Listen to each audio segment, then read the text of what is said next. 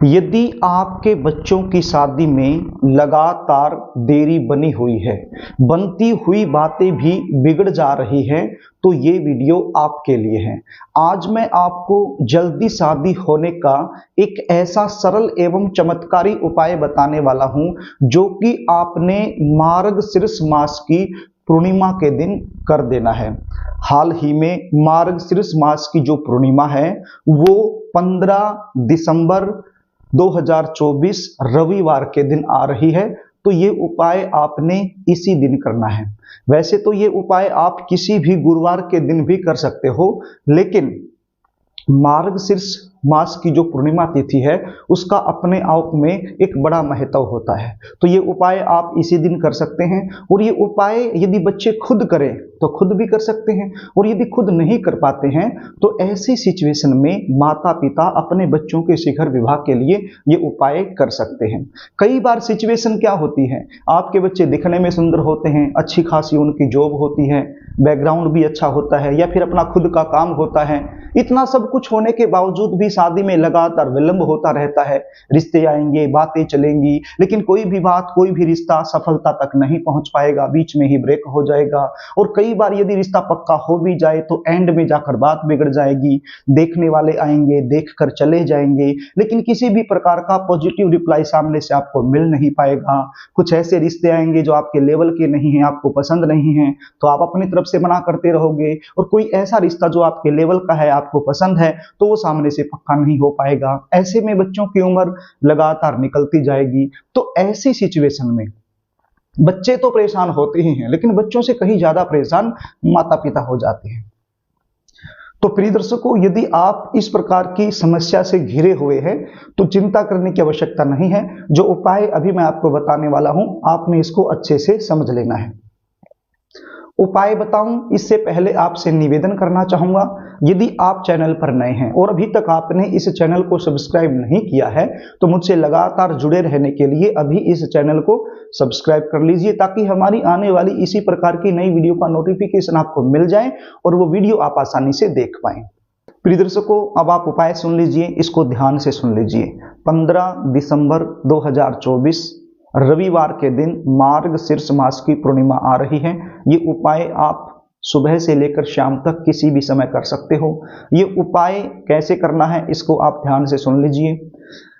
सबसे पहले आपको नहाना है। नहा धोकर के साफ सुथरे धुले हुए वस्त्र आपने धारण कर लेने हैं, और आपके घर का जो पूजा मंदिर है वहां पर एक घी का दीपक लगाकर बैठ जाना है। और सबसे पहले गणपति जी महाराज से आपने प्रार्थना करनी है कि हे गणपति जी महाराज, आज मैं ये उपाय करने वाली हूं या करने वाला हूं, आप मुझे इसमें सफलता दिलाना। 5 हल्दी की गांठ आपके पास होने चाहिए। आप पहले से ही लेकर रख लीजिए अपने पास। 5 हल्दी की साबुत गांठ, साफ सुथरी गांठ आपके पास होनी चाहिए। ये हल्दी की गांठ क्या होती है कुछ लोग नहीं जानते हैं, तो इसलिए मैंने स्क्रीन पर फोटो दिखाया है, आप इसको देख सकते हो। और क्या आपके पास होना चाहिए, आपके पास धागे होने चाहिए। 5 धागे आपके पास होने चाहिए। जिस बच्चे की शादी के लिए ये उपाय आप कर रहे हो, उसकी हाइट के बराबर के 5 धागे आपके पास होने चाहिए। और धागे कौन से? लाल रंग के धागे। अब यहाँ पर आप जो मोली का धागा होता है वो भी ले सकते हो, या फिर रील का धागा जिसको बोलते हैं, जिसके साथ कपड़े सिले जाते हैं, वो भी ले सकते हो, या फिर कोई और अन्य धागा आपके पास हो सकता है। बस उसका रंग जो है वो लाल होना चाहिए। और आपका जो बच्चा है, चाहे वो लड़का हो या लड़की हो, जिसके लिए आप ये उपाय करने वाले हैं, उसकी हाइट के बराबर के ये 5 धागे आपने ले लेने हैं। अब इन 5 धागों में आपने गांठें लगानी हैं, अलग अलग गांठ लगानी है, एक साथ करके नहीं, अलग अलग गांठें लगानी है। जैसे एक धागा आपने लिया और एक धागे में गांठ लगा ली। कितनी गांठें लगानी है? वर्तमान समय में आपका जो बच्चा जिस उम्र में चला हुआ है उतनी ही गांठें लगानी है। देखिए, ये उपाय यदि बच्चे खुद करना चाहें तो खुद भी कर सकते हैं, तो आप जिस उम्र में हो उस हिसाब से गांठें लगा सकते हो। अब दूसरा धागा लिया, उसमें भी आपने इसी प्रकार से गांठें लगानी है। अब ये गांठें एक ही जगह पर नहीं लगानी, एक सिरे से शुरू होकर के दूसरे सिरे तक गांठ लगाते चले जाना है। और आपकी जो उम्र है उसके बराबर आपने गांठें लगानी है।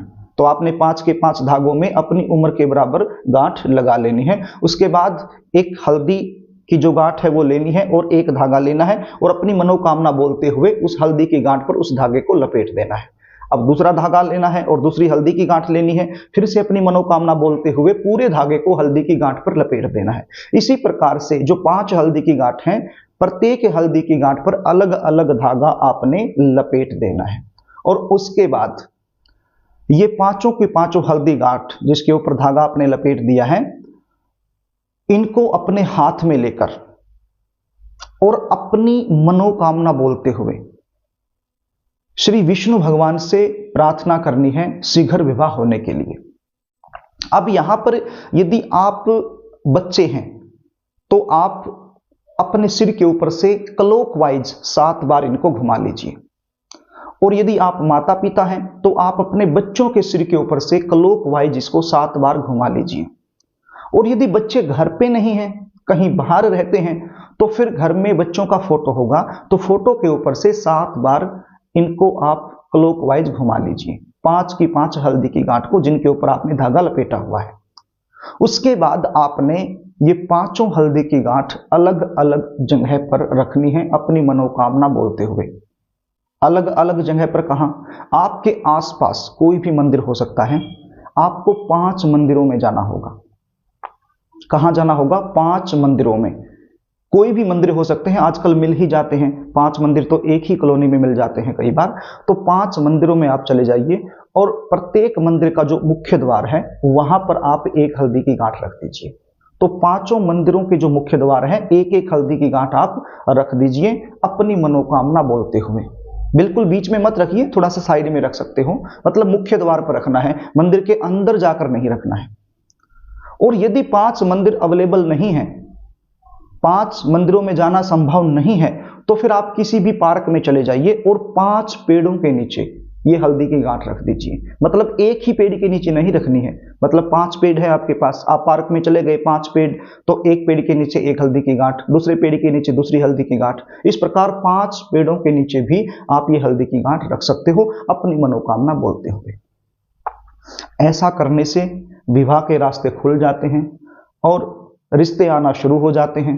देखो, रिश्ते तो आ भी रहे होंगे, मतलब अच्छे रिश्ते आना शुरू हो जाते हैं और शादी फिक्स होने की जो संभावना है वो अधिक बन जाती है। एक ही बार उपाय करना है, पूर्णिमा के दिन करना है, 15 दिसंबर को करना है। यदि 15 दिसंबर को आप नहीं कर पाते हैं तो किसी भी गुरुवार के दिन भी कर सकते हो। तो ये उपाय आप यदि करते हैं तो विवाह में आ रही अड़चन दूर होती है। प्रिय दर्शकों, यदि आप अपने बच्चों की जन्म कुंडली का विश्लेषण मुझसे करवाना चाहते हैं, शादी कब होगी, कहां होगी, कौन सी दिशा में होगी, कैसे परिवार में होगी, शादी के बाद का जीवन कैसा रहने वाला है, जल्दी शादी होने के लिए कुंडली के आधार पर विशेष उपाय आपको क्या करने चाहिए, शादी में देरी क्यों हो रही है, यदि इस प्रकार के प्रश्नों का उत्तर आप मुझसे लेना चाहते हैं तो स्क्रीन पर दिए गए व्हाट्सएप नंबर के जरिए आप मुझसे संपर्क कर सकते हैं। अपने बच्चों की जन्म डिटेल लिखकर मेरे पास भेज सकते हैं और साइंटिफिक तरीके से सटीक विश्लेषण करवाकर संपूर्ण जानकारी आप मुझसे प्राप्त कर सकते हैं। जन्म कुंडली विश्लेषण की हमारी फीस होती है, वो फीस आपको पे करनी होती है, उसके बाद संपूर्ण जानकारी आपको दे दी जाती है। तो प्रिय दर्शकों, यदि कार्यक्रम आपको अच्छा लगे तो इस वीडियो को लाइक करना, इसको शेयर भी करना ताकि आप पुण्य के भागीदार बन जाएं। और एक बार फिर आपसे निवेदन कर रहा हूं, यदि चैनल को आपने सब्सक्राइब नहीं किया है तो मुझसे लगातार जुड़े रहने के लिए अभी इस चैनल को सब्सक्राइब कर लीजिएगा। आज के लिए बस इतना ही, आगे फिर मिलेंगे, तब तक के लिए नमस्कार।